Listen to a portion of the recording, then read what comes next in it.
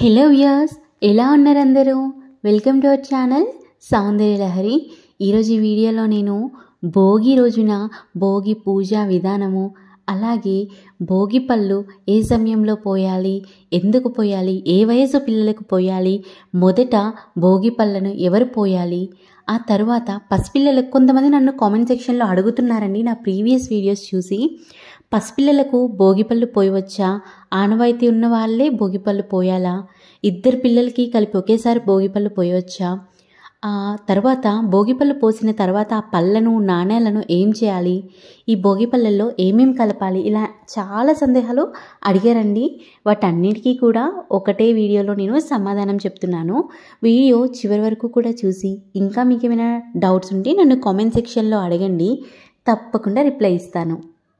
ముఖ్యంగా భోగి రోజున ఉదయాన్నే మనము ఇంట్లోని పాత వస్తువులన్నీ కూడా తీసి బయట పడేసి అవి కాల్చివేస్తూ ఉంటారండి.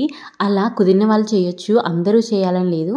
తర్వాత ఇంటి ముందు రంగవల్లికలను వేసి ఇంట్లో భోగి పూజను చేసుకొని తర్వాత పిల్లలకు సాయంత్రం పూట భోగి స్నానం అనేది చేయించాలండి.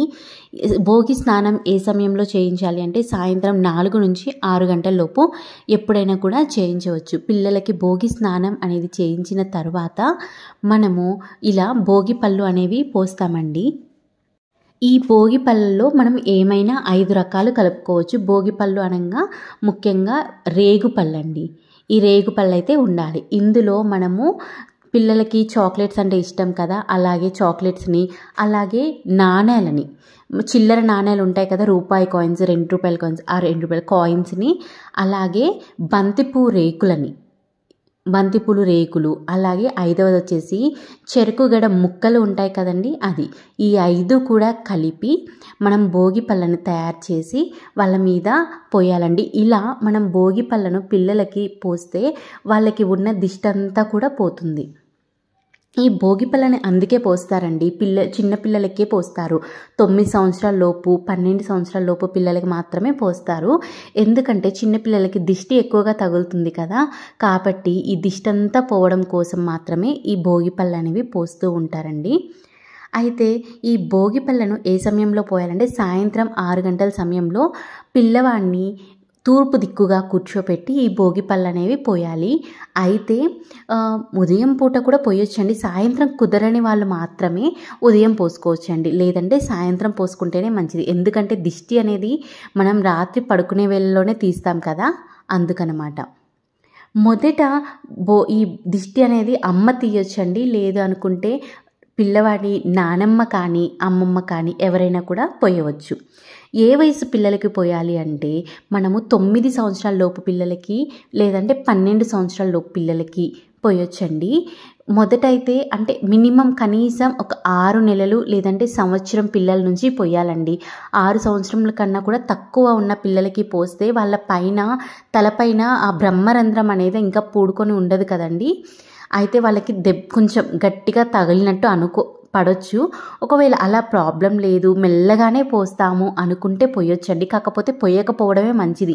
ఆ పూరేకులు కానీ ఏవైనా కూడా వాళ్ళ కళ్ళల్లో పడవచ్చు, లేదంటే ఆ నాణేలు కానీ ఆ రేగు పళ్ళు కూడా వాళ్ళు మింగే ప్రమాదం కూడా ఉంది. కాబట్టి అంత చిన్నపిల్లలకి పోయకుండా 6 నెలలు నిండిన పిల్లలకి పోస్తే మంచిదండి.